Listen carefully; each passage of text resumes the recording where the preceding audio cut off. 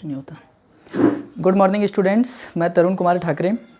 आज आप सभी लोगों के सामने एक स्क्रीन पे एक थ्योरम दिख रहा होगा। सबसे पहले मैं आपको बता दूं कि जो 1.2 है, 1.2 के जो 3 क्वेश्चन बचे हुए हैं तो उसे हम लास्ट में करेंगे। ठीक है, मैं लास्ट में इसलिए करवा रहा हूँ उनको क्योंकि उनमें थोड़ा अलग अलग कॉन्सेप्ट मतलब लग रहा है, तो मैं उस टाइप के सारे कॉन्सेप्ट के क्वेश्चन जो है वो एक साथ करवा दूंगा।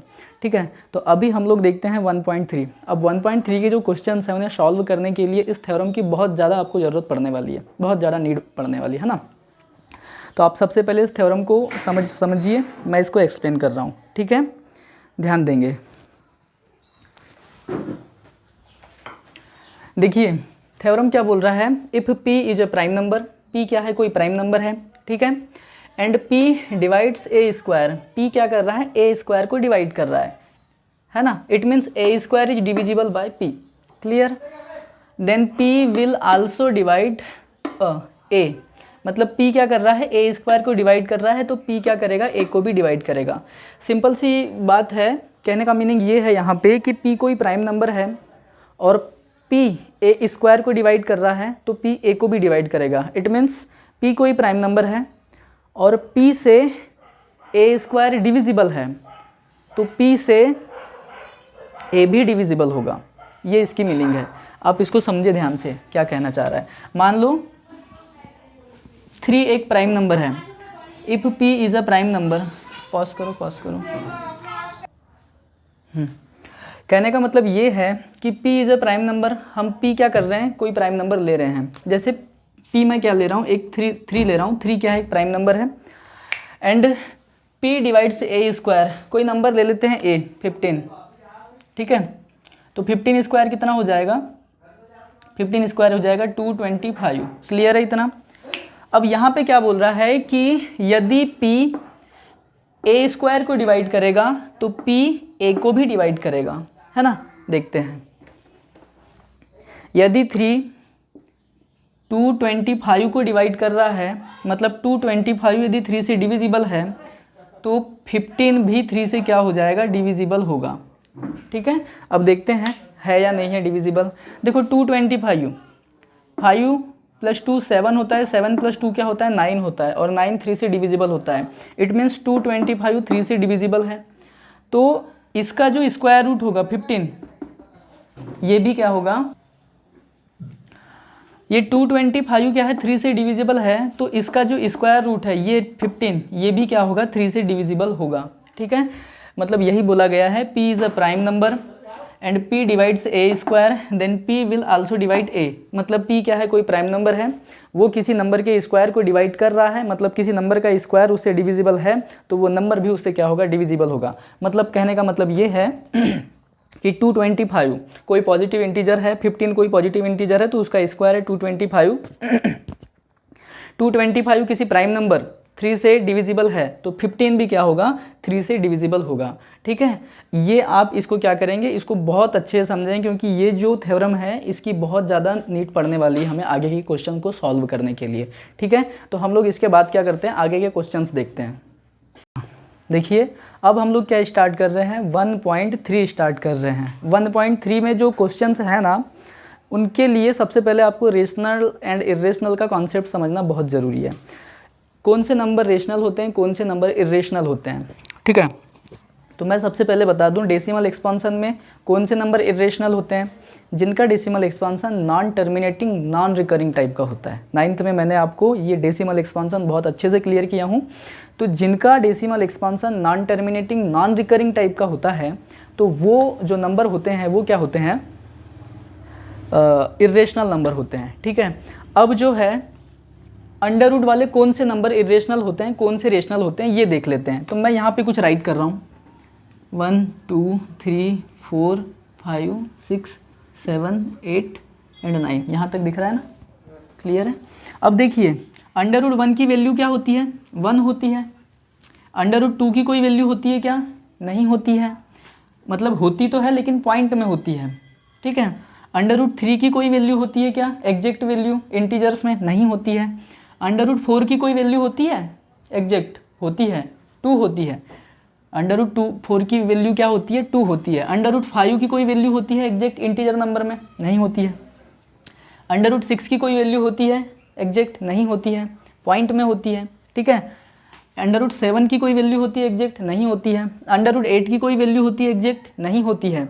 और √9 की कोई वैल्यू होती है एग्जैक्ट? होती है, 3 होती है, ठीक है। तो ऐसे नंबर जिनके अंडर की कोई एग्जैक्ट वैल्यू होती है, जैसे √1 की एग्जैक्ट वैल्यू 1 है, √4 की एग्जैक्ट वैल्यू 2 है, √9 की एग्जैक्ट वैल्यू 3 है, तो ऐसे नंबर को छोड़कर बाकी नंबर का जो अंडर रूट होता है, स्क्वायर रूट होता है या क्यूब रूट होता है, तो वो सारे के सारे नंबर क्या होते हैं? इर्रेशनल नंबर होते हैं, ठीक है। इतनी बात समझ में आई? तो देखो √2, √3, √5 इस टाइप के नंबर, √7, √6 इस टाइप के नंबर क्या होंगे? इर्रेशनल नंबर होंगे, और उसी को हमें यहाँ पे क्या करना है? प्रूफ करना है। क्लियर है? फर्स्ट क्वेश्चन है आपका, prove that √5 is N irrational number. अभी बताया था आपको कि √5 क्या होता है? एक इर्रेशनल नंबर होता है। क्लियर है? √5 क्या होता है? एक इर्रेशनल नंबर होता है। तो सबसे पहले हम क्या कर रहे हैं, मैं सबसे पहले पूरा का पूरा सॉल्यूशन यहाँ पे राइट कर देता हूँ, उसके बाद एक्सप्लेन करता हूँ ताकि वीडियो छोटा बने। अभी तक हमने क्या किया था, कौन से अंडर रूट वाले नंबर रेशनल होते हैं, कौन से रेशनल नहीं होते, इसके बारे में हमने क्या किए थे? चर्चा किए थे। अब देखिए आपका फर्स्ट क्वेश्चन क्या कह रहा है, prove that √5 is N irrational number. आप सभी को पता है कि √5 क्या है? एक इर्रेशनल नंबर है। अभी मैंने बताया था कि √5 क्या है? एक इर्रेशनल नंबर है। तो अब हमको क्या करना है, इसको प्रूफ करना है कि ये इर्रेशनल नंबर है। याद रखिए ये क्वेश्चन थोड़ा सा इसका सॉल्यूशन लेंदी है, थोड़ा थ्योरिकली है, थोड़ा सा इसमें क्या है, कॉन्सेप्चुअल थिंग है। तो आपको बहुत ध्यान से समझना पड़ेगा, बहुत फोकस के साथ समझना पड़ेगा, तभी जाके समझ में आएगा। आप लोग मेरी हर एक बात को बहुत ध्यान से समझे तो ही जाके समझ में आएगा, है ना। तो आप लोग क्या करें, ईयरफोन लगा लीजिए अपना और ध्यान से सुनने की कोशिश करें। देखिए हमें क्या प्रूव करना है कि √5 क्या है? एक इर्रेशनल नंबर है। मैंने सॉल्यूशन पहले ही राइट कर दिया हूँ ताकि बाद में जो मतलब जो वीडियो बहुत ज़्यादा बड़ा ना हो जाए, है ना। √5 इज एन इर्रेशनल नंबर। हमको प्रूव करना है कि √5 क्या है? एक इर्रेशनल नंबर है। लेकिन हम इसका जस्ट अपोजिट लेके चलते हैं, अपोजिट लेके चलते हैं मतलब उल्टा लेके चलते हैं। उल्टा क्यों लेके चलते हैं ये मैं लास्ट में आपको एक्सप्लेन करूंगा, इस वीडियो के लास्ट में एक्सप्लेन करूंगा, ठीक है। तो हम इसका जस्ट अपोजिट लेके चलते हैं। हमको प्रूव करना है कि √5 इर्रेशनल नंबर है, लेकिन हम लेके चलते हैं कि √5 क्या है? रेशनल नंबर है। हम क्या लेके चल रहे हैं कि √5 रेशनल नंबर है। √5 क्या है? रेशनल नंबर है। तो सबसे पहले तो सॉल्व लिखे, टू प्रूव दैट, क्या प्रूव करना है? जो प्रूव करना है उसको राइट कर दिए कि √5 इज एन इर्रेशनल नंबर, ये हमको प्रूव करना है। अब हम इसका जस्ट अपोजिट लेके चलते हैं। सपोज करते हैं √5 क्या है? रेशनल नंबर है। √5 इज अ रेशनल नंबर। तो हमने क्या राइट किए, let √5 is a rational number. Clear है यहाँ तक के? हमको इसका जस्ट अपोजिट लेके चलना था, सो हमने क्या किए, √5 को रेशनल नंबर सपोज कर लिए। अब √5 को हम यहाँ पे क्या लेके चल रहे हैं? रेशनल नंबर लेके चल रहे हैं। तो जो √5 रेशनल नंबर है, तो रेशनल नंबर को हम P/Q के फॉर्म में राइट कर सकते हैं, P/Q के फॉर्म में राइट कर सकते हैं। रेशनल नंबर को P/Q के फॉर्म में राइट कर सकते हैं, तो मैंने P/Q के फॉर्म में राइट कर दिया। अब यही वाला जो पॉइंट है सबसे इंपॉर्टेंट है।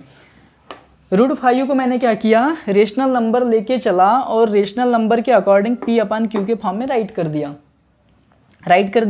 Where P is not equal to 0, sorry Q is not equal to 0, Q 0 नहीं होता है, और P और Q के बीच कोई भी कॉमन फैक्टर नहीं बचता है। फ्रिक्शन क्या होता है? फ्रिक्शन मतलब P/Q के फॉर्म का ऐसा नंबर होता है जिनमें P एंड Q में क्या है, कोई भी कॉमन फैक्टर ना बचे। तो हमने क्या ले लिए, P and Q have no common factor other than 1, मतलब P और Q के बीच कोई भी कॉमन फैक्टर नहीं है।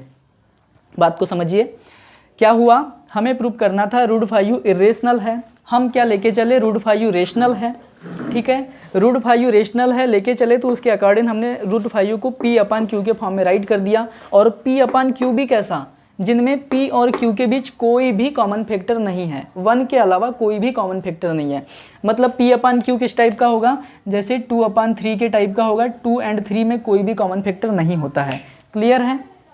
5/6 हो जाएगा, इस टाइप का नंबर होगा। 5 और 6 में कोई भी कॉमन फैक्टर नहीं है। ध्यान से समझने की कोशिश करना, थोड़ा लेंदी है, थोड़ा कॉन्सेप्चुअल है, थोड़ा थ्योरिकली है। है ना। तो ध्यान से समझने की कोशिश करना। अब यहाँ पे देखिए ये पॉइंट का हमको बाद में यूज़ पड़ेगा कि P एंड Q के बीच कोई भी कॉमन फैक्टर नहीं है, इसको फोकस करते हुए चलना है। अब देखिए इसको हम थोड़ा सा कैलकुलेशन करते हैं। यहाँ पर ये Q अपान में है तो हम लोग क्रॉस मल्टीप्लाई करेंगे तो ये ऊपर चला जाएगा, तो √5 इंटू Q हो जाएगा इज इक्वल टू P हो जाएगा। क्लियर है यहाँ तक के। अब देखिए यहाँ पे √5 अंडर रूट में है तो हमें अंडर रूट हटाना है, बाद में इसकी ज़रूरत पड़ेगी, हमको 5 की मतलब नीड होगी। तो हमें क्या करना है, सिंपल सा कैलकुलेशन को इजी बनाने के लिए हमको यहाँ पे क्या करना है, अंडर रूट को हटाना है। अंडर रूट कैसे हटेगा, जब हम दोनों साइड क्या ले लेंगे, स्क्वायर ले लेंगे। तो दोनों साइड मैंने क्या किया, स्क्वायर ले लिया। तो √5 स्क्वायर इज इक्वल टू 5 हो जाएगा, Q square is equal to Q square हो जाएगा, P square is equal to P square हो जाएगा। इसको हमने दे दिया इक्वेशन फर्स्ट, इसे क्या दे दिए हमने, इक्वेशन फर्स्ट दे दिए। तो 5Q square is equal to P square. ठीक है, अब ये 5 यहाँ मल्टीप्लाई में है, हम इसको क्रॉस मल्टीप्लाई करके इस साइड लाएंगे तो अपान में चले जाएगा। ये पॉइंट बहुत इंपॉर्टेंट है, इस फैक्ट को ध्यान देना। यहाँ पे क्या आ गया, जब हमने 5 को अपान में लाए तो Q square is equal to P square upon 5, Q square is equal to P square upon 5, मतलब P square upon 5 is equal to Q square आएगा। Q स्क्वायर मतलब कोई ना कोई, ये Q एंड P दोनों इंटीजर होते हैं तो Q स्क्वायर भी इंटीजर होगा ना। मतलब P स्क्वायर को हम 5 से डिवाइड करेंगे तो एक इंटीजर नंबर आएगा। क्लियर है, इसका मतलब P स्क्वायर 5 से क्या होगा, डिविजिबल होगा। P स्क्वायर 5 से डिविजिबल होगा। क्लियर है यहाँ तक के। अब हमने इससे पहले जो थ्योरम पढ़े थे कि 5 प्राइम नंबर है, आप जानते हैं कि प्राइम नंबर किसी के स्क्वायर को डिवाइड करता है तो वो प्राइम नंबर क्या करेगा, उस नंबर को भी डिवाइड करेगा। मतलब P स्क्वायर 5 से डिविजिबल है तो P भी क्या होगा, 5 से डिविजिबल होगा। क्लियर है यहाँ तक के, मतलब P स्क्वायर 5 से डिविजिबल है तो P भी क्या होगा, 5 से डिविजिबल होगा। ठीक है, इस बात को बहुत ध्यान से समझना है। यही वो फैक्ट है जहाँ पे उस थ्योरम की हमको नीड होती है। तो देखिए, now bye theorem if 5 divides P square, 5 क्या कर रहा है, P स्क्वायर को डिवाइड कर रहा है, then 5 will also divide P, तो 5 क्या करेगा, P को भी डिवाइड करेगा। क्लियर है यहाँ तक के, मतलब P square is divisible 5, then P also will be divisible by 5, मतलब 5 क्या करेगा, P को भी डिवाइड करेगा। ध्यान से समझिए, 5 क्या कर रहा है, P स्क्वायर को डिवाइड कर रहा है तो 5 क्या करेगा, P को भी डिवाइड करेगा। ये बहुत ही इंपॉर्टेंट फैक्ट है, इसकी बाद में ज़रूरत पड़ेगी। इसको हम क्या दे रहे हैं, fact number A, statement number A. ठीक है, अब मैंने अभी आपको क्या, यहाँ पे हमारा थ्योरम के थ्रू ये चीज़ तो आ गई थी कि 5 क्या करेगा, P को भी डिवाइड करेगा, मतलब P अपान 5 भी एक इंटीजर नंबर होगा। ठीक है, P is divisible by 5 means 5 P को डिवाइड कर रहा है, मतलब ऐसा होगा कुछ। 5 क्या कर रहा है, P को डिवाइड कर रहा है, मतलब P अपान 5 भी कुछ होगा। तो 5 क्या कर रहा है, P को डिवाइड कर रहा है, मतलब इनका डिवाइड करने पर एग्जैक्ट कुछ ना कुछ नंबर आएगा, वो इंटीजर में आएगा।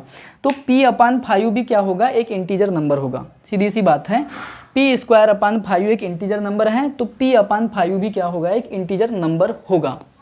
क्लियर है, तो P अपान 5 क्या होगा हमें नहीं पता है, लेकिन हम ले लेते हैं कि ये M के इक्वल होगा, और M क्या है, एक इंटीजर है।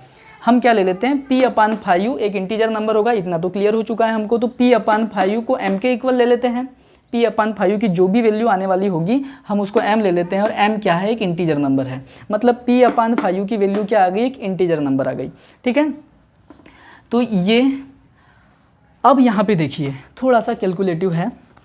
ये 5 अपान में है, क्रॉस मल्टीप्लाई करेंगे तो ऊपर जाएगा, तो P इज इक्वल टू क्या आ जाएगा, 5M आ जाएगा। क्लियर है यहाँ तक के, P इज इक्वल टू क्या आ जाएगा, 5M आ जाएगा। अभी फिर से हम इसका स्क्वायर कर रहे हैं।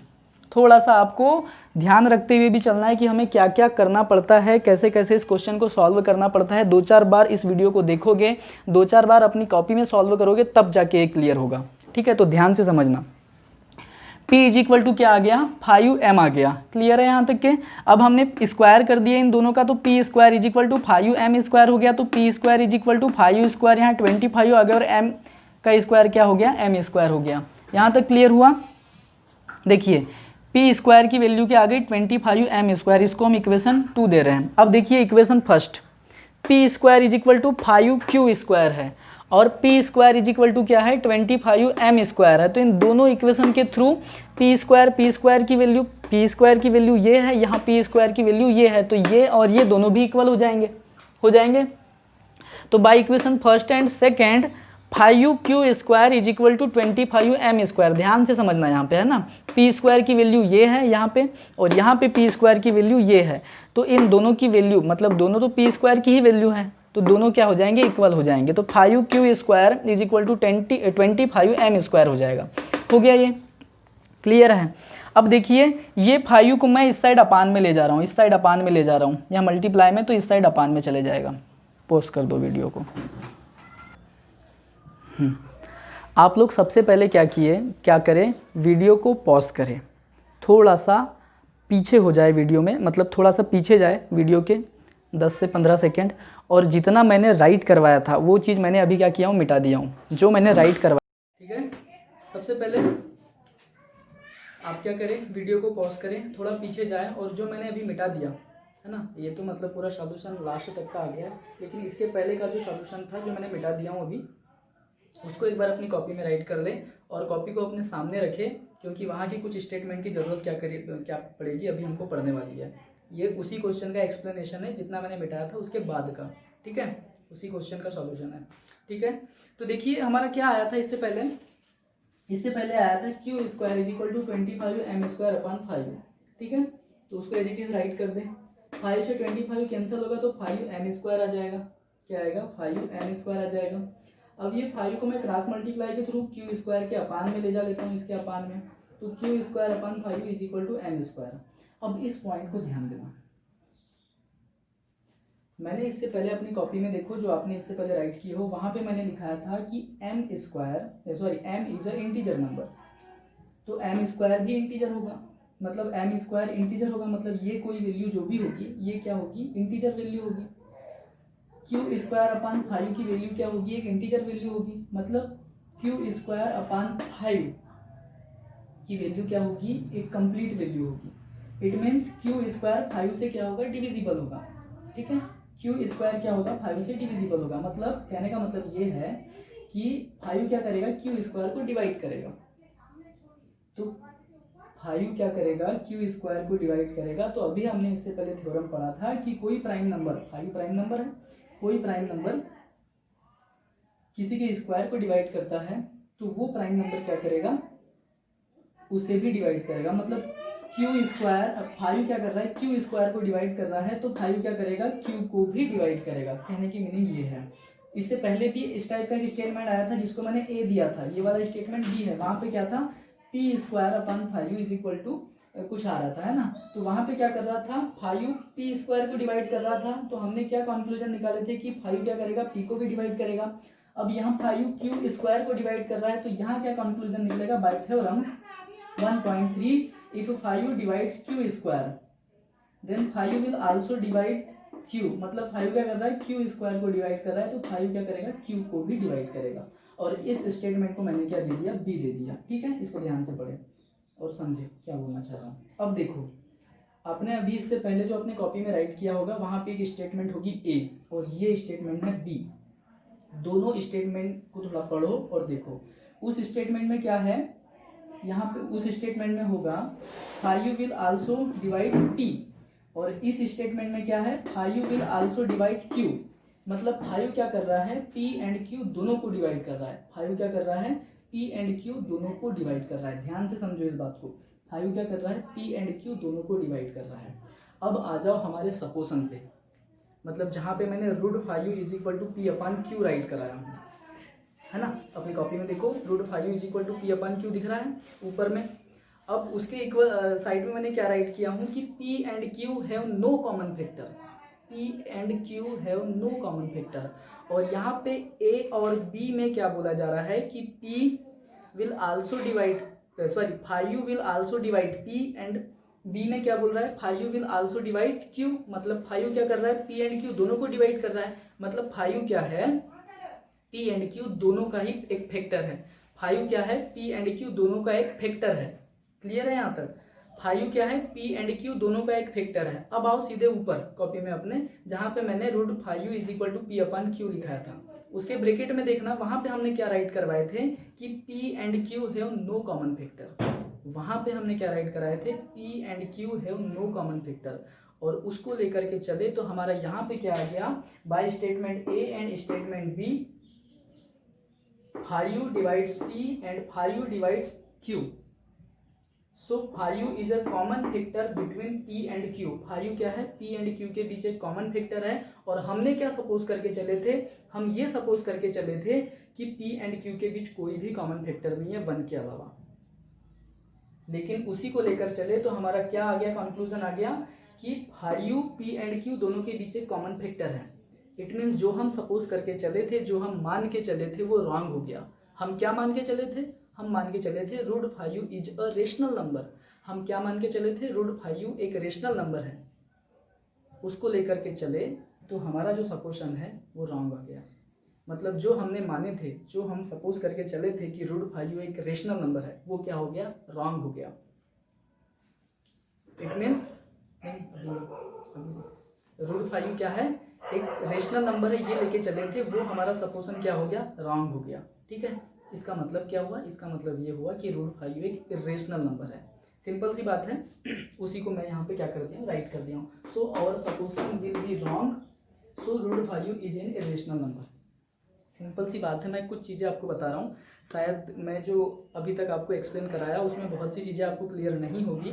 आप क्या करें, वीडियो को 2-4 बार देखें, एक बार पूरा अपनी कॉपी में राइट कर ले इसको, पूरे सॉल्यूशन को, है ना।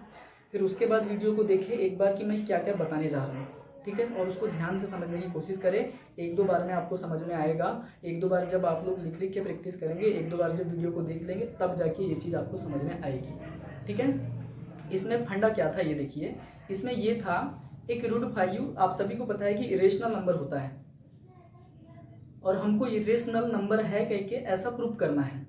ठीक है, तो हम थोड़ा उससे अपोजिट लेके चलते हैं। हम लेके चलते हैं कि भाई वो रेशनल नंबर है। अब सीधी सी बात है, हम जब गलत लेके चल रहे हैं तो बाद में जो भी हम सपोज करेंगे वो तो रॉन्ग होगा ही। जब हम गलत लेके चल रहे हैं तो जो हमारा कॉन्सेप्ट है P एंड Q है नो कॉमन फैक्टर, वो तो रॉन्ग होगा ही। और वो बाद में क्या हो गया, रॉन्ग हो गया, क्योंकि P एंड Q के बीच क्या है, एक कॉमन फैक्टर 5 आ गया यहाँ पे 5। तो मतलब जो हम लेके चले थे वो भी रॉन्ग होगा। हमको क्या प्रूव करना था, सिंपल सी बात है, हमको सिर्फ ये प्रूव करना था कि हम जो लेके चल रहे हैं कि रूट 5 एक इरेशनल नंबर है, वो जो हमने सपोज किया था वो रॉन्ग था। अब वो रॉन्ग प्रूफ हो गया, इट मीन्स वो इरेशनल नंबर है। क्लियर है। ठीक है, आज के लिए इतना ही। और आप सभी लोगों से रिक्वेस्ट है कि जिन जिन लोगों ने इस चैनल को सब्सक्राइब नहीं किया है, आप चैनल को सब्सक्राइब कर दीजिए और वीडियो को लाइक भी कर दीजिए। 2 से 4 बार देखेंगे तब जाके आपको क्वेश्चन समझ में आएगा। इस टाइप के क्वेश्चन कुछ है, आपको मैं बता रहा हूँ कि इस टाइप के जितने भी क्वेश्चन हैं एग्जाम्पल में, एग्जाम्पल नंबर कौन कौन सा है बता दे रहा हूँ आपको। एग्जाम्पल नंबर 1.4, एग्जाम्पल नंबर 9, ये भी इसी टाइप से है। तो ये समझ में आ जाए, उसके बाद आप ये दोनों एग्जाम्पल भी कर लेंगे। इसके बाद के क्वेश्चन होंगे नेक्स्ट वीडियो में।